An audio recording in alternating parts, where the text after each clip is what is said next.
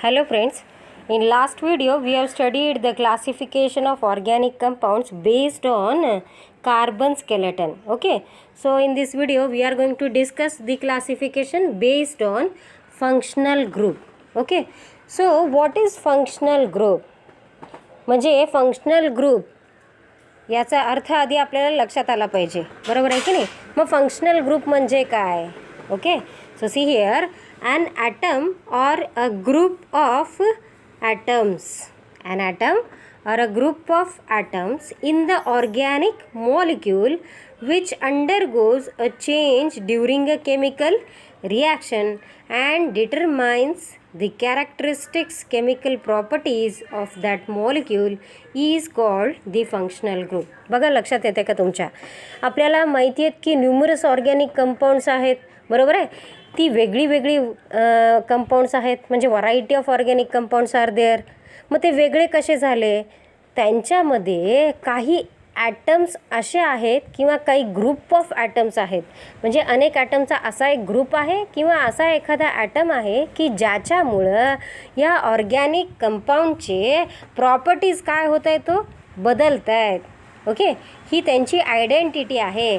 आणि काही रिॲक्शन होत असताना, केमिकल रिॲक्शन होत असताना या ग्रुप ऑफ ॲटम्समध्ये किंवा त्या ॲटम्समध्ये काही बदल होत आहेत. There is a change. Okay, change during a chemical reaction and it determines the characteristics chemical properties of that molecule. म्हणजे त्या मॉलिक्यूलचे कॅरेक्टरिस्टिक्स डिसाईड कुणामुळे होत आहेत, तर या ॲटममुळं किंवा ग्रुप ऑफ ॲटम्समुळं. मग यांना आपण काय म्हणतो आहे, तर फंक्शनल ग्रुप. आता फॉर एक्झाम्पल बघा, C2H5OH.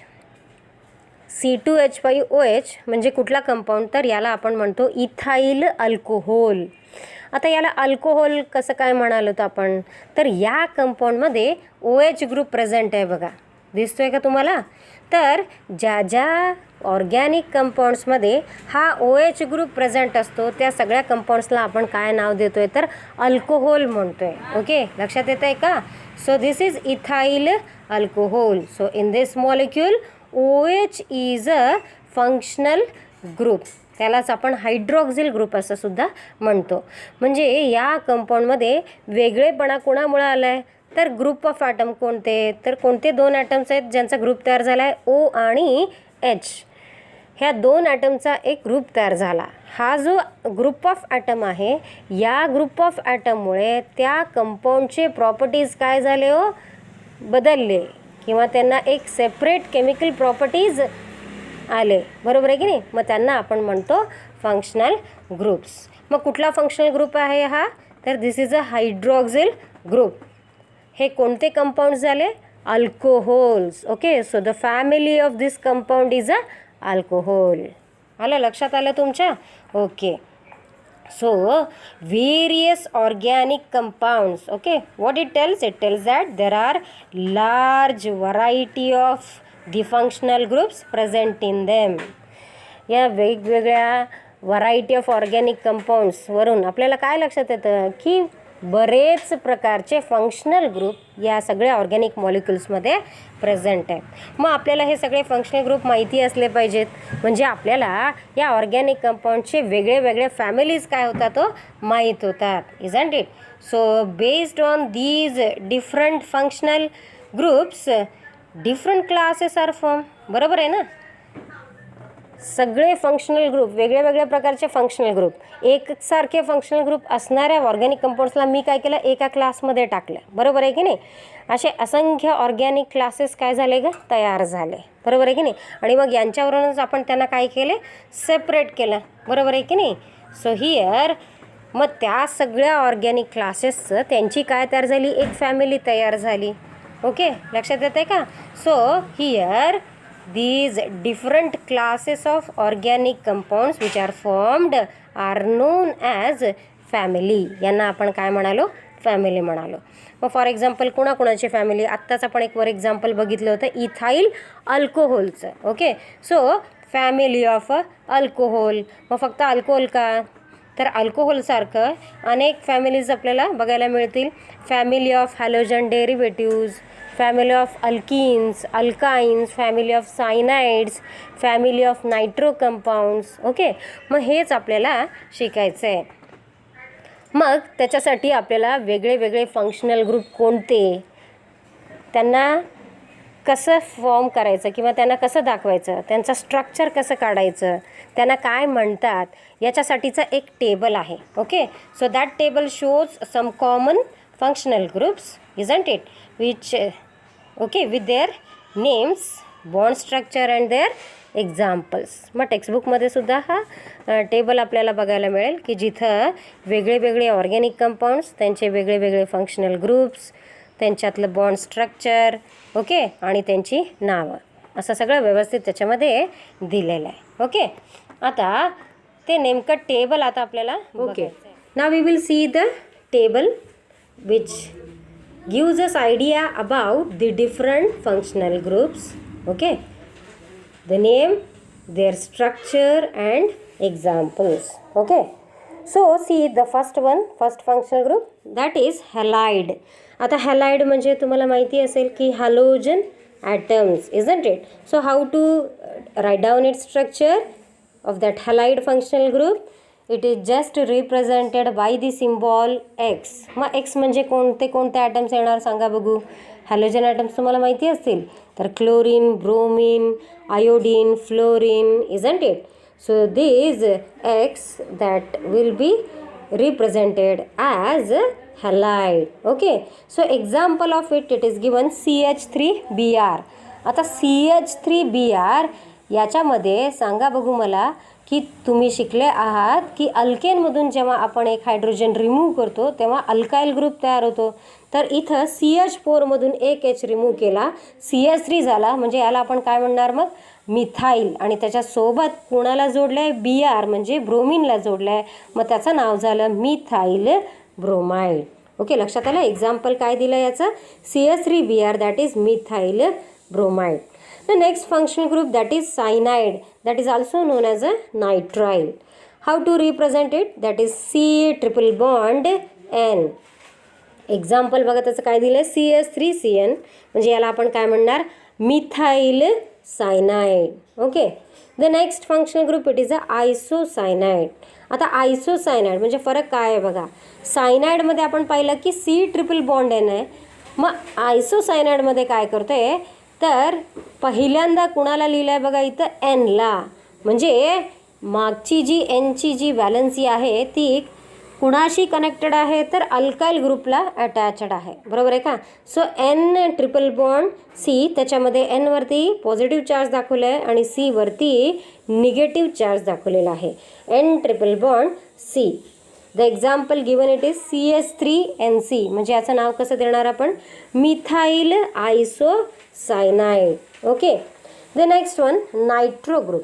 आता नायट्रो ग्रुप कसा दाखवतोय बघा, N double bond O minus, म्हणजे इथं जो नायट्रोजन ग्रुप आहे तो डबल बॉन्ड ओशी कनेक्टेड आहे आणि तसंच तो दुसऱ्या एका ऑक्सिजनला सुद्धा जॉईंट आहे.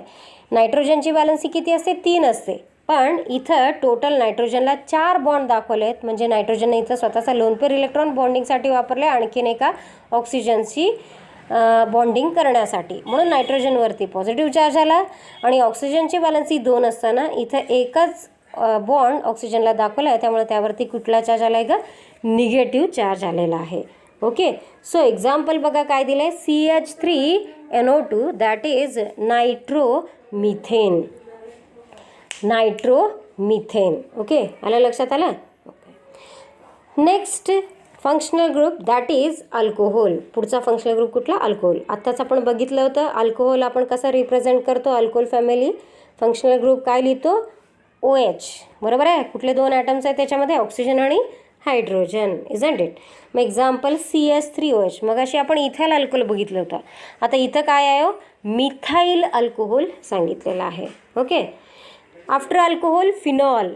आता अल्कोहोल आणि फिनॉल यांच्यात फरक काय आहे, या दोघांमध्ये कॉमन OH ग्रुप म्हणजेच हायड्रॉक्झिल ग्रुप प्रेझेंट आहे, पण फिनॉलमध्ये OH ग्रुप हा कुणाला अटॅचड आहे तर बेन्झिन रिंगला, म्हणजेच ॲरोमॅटिक रिंगला तो अटॅचड आहे, त्यांना आपण फिनॉल्स म्हणतो, बरोबर आहे. एक्झाम्पल कुठलं दिलं आहे तर C6H5OH.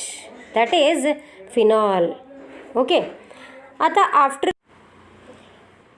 आता नेक्स्ट फंक्शनल ग्रुप आपण बघतोय, दॅट इज प्रायमरी अमाइन. आता याच्यामध्ये प्रायमरी अमाइन फंक्शनल ग्रुप कसा रिप्रेझेंट करतात बघा, structure NH2. Okay. So example given is CH3NH2, that is methyl amine. Next is a secondary amine. आता इथं नायट्रोजनवरती एकच हायड्रोजन हा 2 कार्बन ॲटमशी बॉन्डेड आहे, isn't it? So this is a secondary amine. The example given is CH3NH3. The name of this compound is dimethyl amine. मग tertiary amine की जिथं nitrogen हा 3 alkyl ग्रुपसोबत किंवा 3 कार्बनसोबत बॉन्डेड असणार आहे. Example CH3 thrice N, that is trimethyl amine. Okay. The next functional group, that is ether. Here ether, how it is represented? The divalent oxygen atom, it is bonded to 2 other carbon atoms, COC. So this is an ether. Example given CH3OCH3. So that is a dimethyl ether. Okay. Next is aldehyde. Aldehyde कसा represent करतात बघा, C double bond OH. Example CH3CHO, it is a acetaldehyde. कुठला compound आहे हा? acetaldehyde. Okay. Next is ketone. C double bond O. C double bond O असा functional group ज्या कंपाऊंडमध्ये असतो त्यांना आपण काय म्हणतो? Ketone. Example CH3 C double bond O CH3. So name of this compound is acetone. Next group, that is carboxylic acid. कसा represent करतात बघा, C double bond O OH. आता हा कार्बॉक्झिलिक ॲसिड ग्रुप, याचं example CH3COOH, that is acetic acid. Okay. Next आहे Easter. Easter हा functional group बघा कसा रिप्रेझेंट करतो आहे, C डबल बॉन्ड OO. वरती कार्बोक्झिलिक ॲसिड आपण लिहिला होता, त्याच्यात आणि याच्यात काय फरक आहे? तर वरती कार्बोक्झिलिक ॲसिडमध्ये आपण COO सोबत एक H दाखवतो, इथं H दाखवायचं आहे का? नाही. So COO, it is a Easter linkage, Easter functional group. The example given here it is CH3COC2H5. The name of this compound is ethyl ethanoate. Okay. The next functional group, it is a amide. How it is represented? C double bond O NH2. CONH2 या ग्रुपला amide असं म्हणतात. Okay. Example कुठलं दिले? CH3CO NH2. The name of this compound is acetamide. काय म्हणतात त्याला? Acetamide असे म्हणतात. The next is acid anhydride. आता अनहायड्राइड कसा लिहितात बघा, divalent oxygen, it is attach to 2 different C double bond O group. ऑक्सिजनच्या एका बाजूला C double bond O group आणि दुसऱ्या बाजूला पण C double bond O group. Example बघा त्याचं काय दिलं आहे, CH3CO OCO CH3. So the name of this compound is acetic anhydride. Acetic anhydride. Acyl chloride. C double bond O Cl. CH3COCl, this is called as acetyl chloride. त्याच्यानंतरचा functional group आहे sulphonic acid, जिथं sulphur, it is doubly bonded to 2 oxygen, then one of the OH group. Okay. SO3H group, that is a sulphonic acid group. Example बघा काय दिलं आहे, C6H5SO3H. C6H5 म्हणजे benzene ring, बरोबर आहे की नाही? So the name of the compound is benzene sulphonic acid. आता नेक्स्ट आहे अल्काईन. हे तुम्ही ऑलरेडी शिकलेले आहात, 10वीत झालं होतं. अल्काईनमध्ये काय असतो? C ट्रिपल बॉन्ड प्रेझेंट असतो. सो फंक्शनल ग्रुप कसा रिप्रेझेंट करतो आपण? C triple bond C. Example आपल्याला माहीत असलेलंच दिलेलं आहे, ॲसिटिलिनचं CH triple bond CH. Okay. The next one, that is alkyne. पुढचं काय बघायचं आपल्याला? पुढचा functional group, that is alkyne. The organic compounds containing C double bond C.